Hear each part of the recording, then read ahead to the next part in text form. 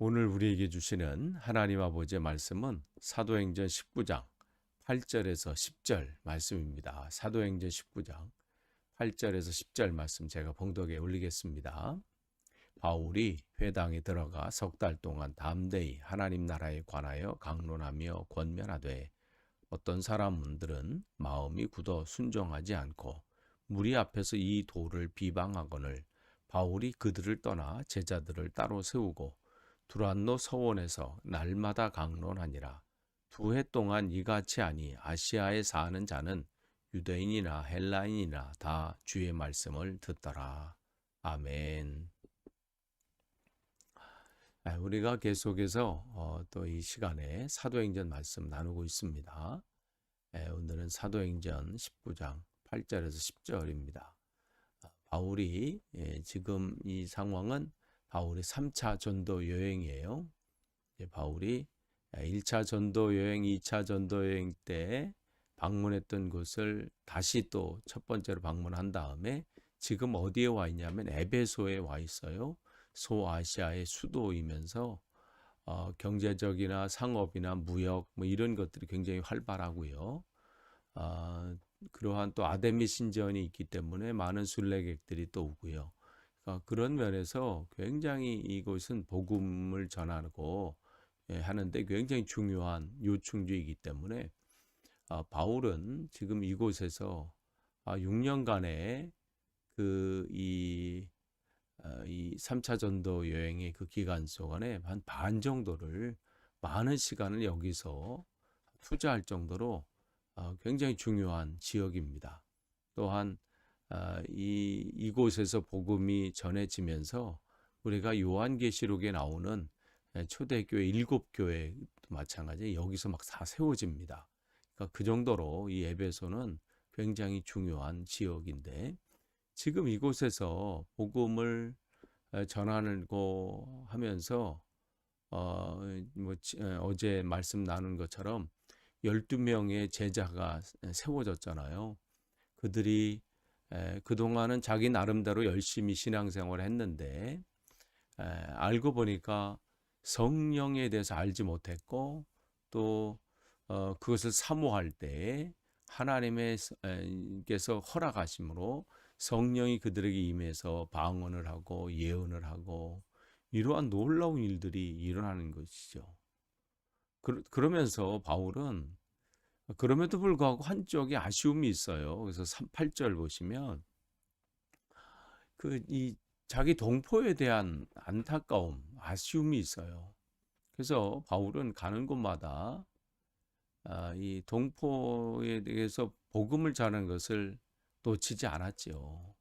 그래서 특별히 뭐 데살로니가에 가서도 3주 동안 특별히 그곳을 집중적으로 복음을 전했는데 사실은 반응이 그렇게 신통치 않았습니다. 그래서 또 뭐 신통 반응만 없는 것뿐만 아니라 막 공격을 하고 핍박을 하는 일들이 일어나면서 내가 이제 다시는 유대인들에게 전하지 않고 이방인들에게 전하겠다. 그렇게 결단하고 이제 그런 일들을 하잖아요. 그럼에도 불구하고 포기할 수가 없는 거예요. 반응도 없고 반응이 공격하고 핍박하고 그렇지만 동포들을 놓칠 수 없는 거죠. 그래서 또 그 발길을 옮겨요. 이번에는 3달 동안 회당을 계속 방문해서 하나님 나라에 대해서 복음을 전하고 예수가 그리스도다. 우리가 당신들이 지금까지 계속해서 기다리는 그 메시아가 바로 십자가에서 당신들이 죽인 우리들이 죽인 바로 그 예수 그리스도다. 그렇게 계속 전하는 거예요. 그러니까 정말 하나님 앞에 붙들리는 사람은 그가 반응을 하든 안 하든 복음 전하는 것을 멈출 수가 없는 거죠. 그 영혼이 주님을 알지 못하는 그래서 다가오는 진노를 피하지 못할 그 영혼들이 안타까운 거예요. 불쌍한 거예요. 그러니까 계속해서 전하죠. 그 마음은 무슨 바울이 원래부터 가졌던 마음이겠어요. 하나님이 주신 거잖아요. 그 마음. 그러니까 바울은 그 마음에 주시는 그것을 놓칠 수가 없어서 계속해서 지금 그 영혼들에게 복음을 전합니다. 그런데 어떠한 일들이 일어나요? 9절 보면 아니 바울이 전했고 똑같은 복음을 전했는데 어떤 사람들은 그 말씀을 붙잡고 사모하면서 성령의 이 체험을 하면서 성령 체험을 하면서 충만함으로 방언도 하고 예언도 하고 또 이 교회의 이 든든한 일꾼이 돼서 하나님의 나라를 위해서 헌신하는 사람이 생기는가 하면 여기 보면 어떤 사람들은 마음이 굳어 즉 이 바울이 복음을 전하는 그때부터 지금까지 마음이 굳어지는 게 변함이 없다는 이 의미예요. 여기서 이 단어의 이 사용은. 그러니까 참 대단하죠. 일관성인 것도 참 대단한 거예요. 지금 이들의 반응이 그렇다는 거예요. 끝까지 지금까지 귀를 기울이지도 않고 거기서에서 어떻게 해요? 순종하니까 마음이 굳으니까 어떻게 해요? 그 말씀이 뿌리 내릴 수가 없는 거예요. 우리가 그 네 가지 밭 예수님의 비유를 통해서 보면 그냥 그 길가죠, 길가. 그냥 단단한 거예요. 그러니까 말씀이 들려져야 순종하게 되거든요. 왜 그 일들이 안 돼요? 그 말씀이 안 들려서 그래요. 왜 저분은 왜 이렇게 저렇게 안 될까?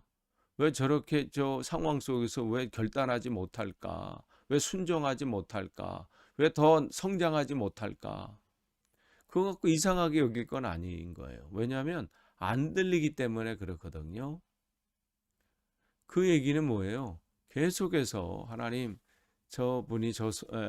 음성이 들려지길 원하고 말씀의 씨앗이 떨어져서 뿌리 내리길 원합니다. 우리는 기도할 뿐이에요. 그것 때문에 뭐 안타까워, 그것 때문에 뭐 원망하거나 뭐 그것 때문에 뭐 구분하거나 뭐 이럴 건 아니라 계속해서 기도하면서 주님 그 마음을 열어주옵소서. 근데 이들은 순종하지 않고 어떻게 해요? 더 나아가서 어떤 행동을 하고 있어요? 이 복음을, 이 도라고 그랬잖아요. 이 복음을 비방하는 거예요. 한술 더 뜨는 거죠. 더 나아가는 거죠. 그런 일들이 일어납니다.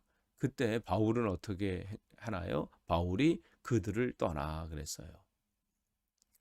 그러니까 계속해서 대적하고 뭐 그거 가지고 싸우고 뭐가 옳으냐 아니냐 여기에 이 바울은 시간을 허비하지 않습니다.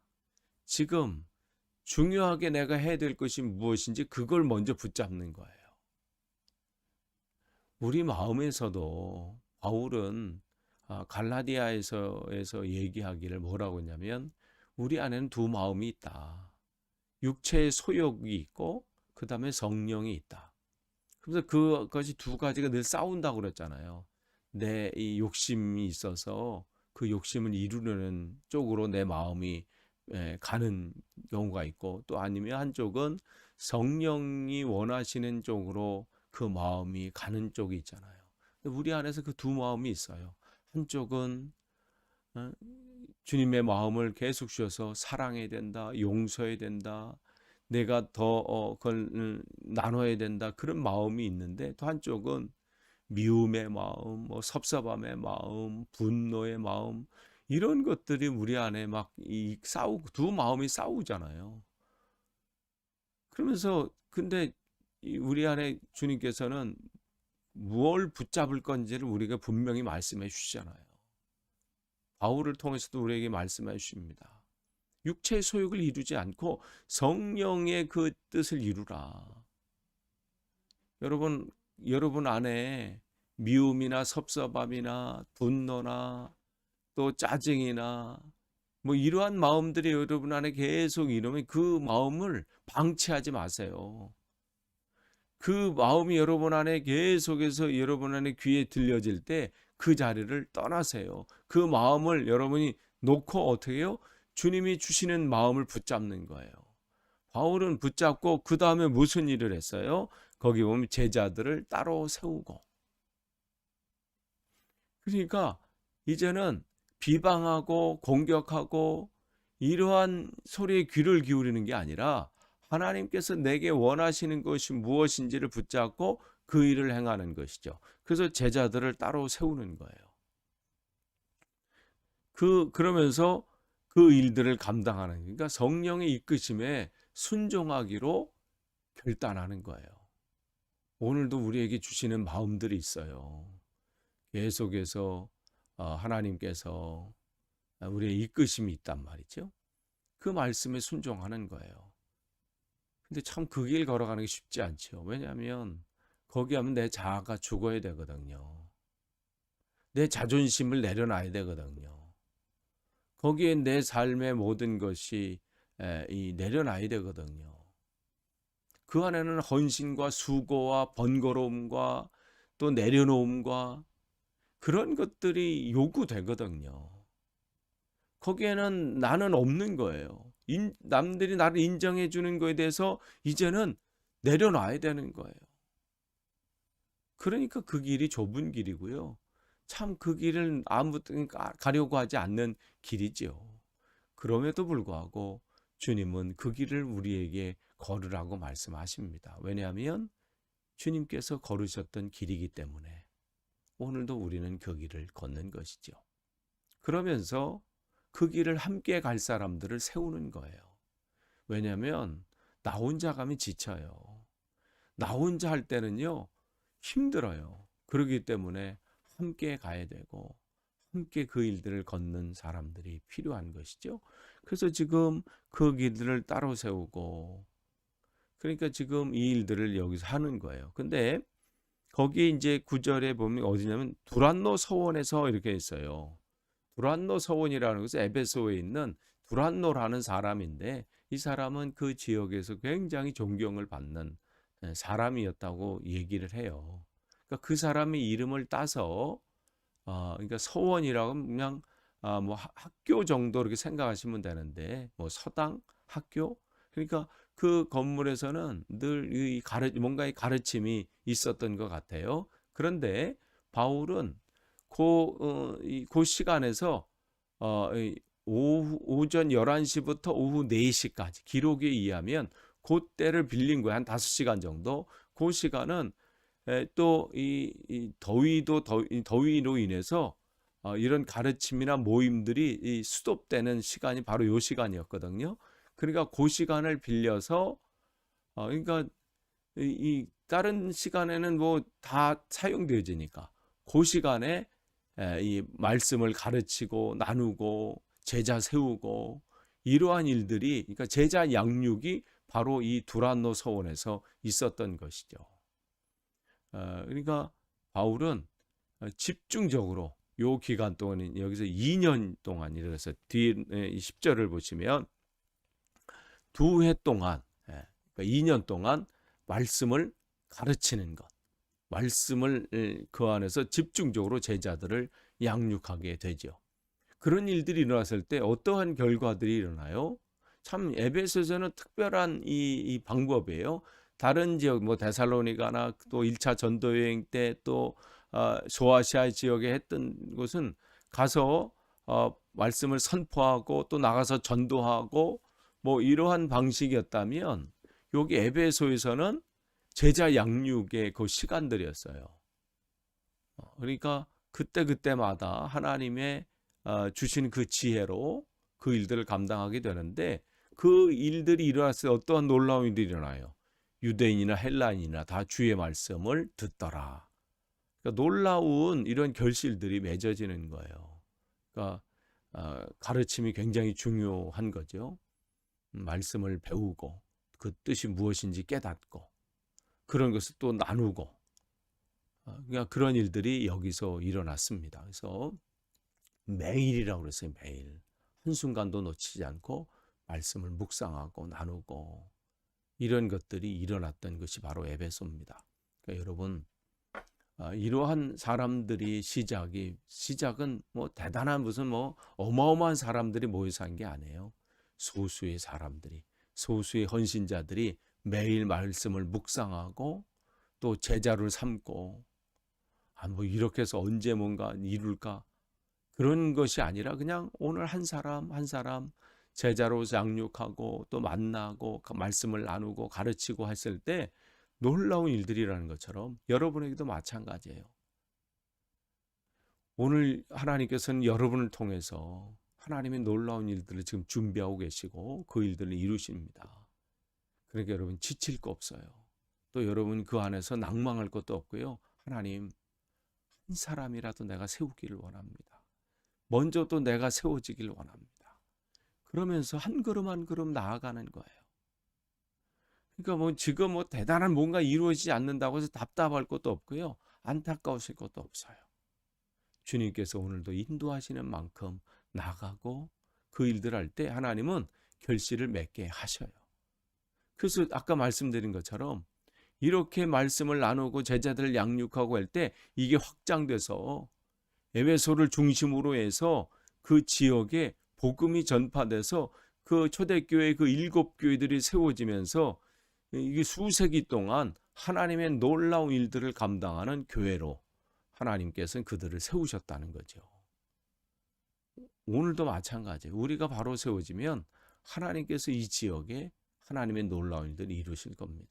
오늘도 여러분이 정말 하나님 말씀 안에 오늘도 붙잡혀서 오늘 나에게 맡겨진 그 일들을 온전히 감당하고 한 걸음 한 걸음 나아가시는 복된 하루 되시기를 간절히 축원합니다. 기도하겠습니다. 하나님 감사합니다. 오늘도 또 새날을 쉬고 말씀으로 또 새롭게 하시니 감사합니다. 하나님, 우리 안에 주시는 주님의 마음을 붙잡고 한 걸음 한 걸음 주님의 뜻을 이루며 나아갈 수 있도록 인도해 주옵소서. 예수님의 이름으로 기도하옵나이다. 아멘.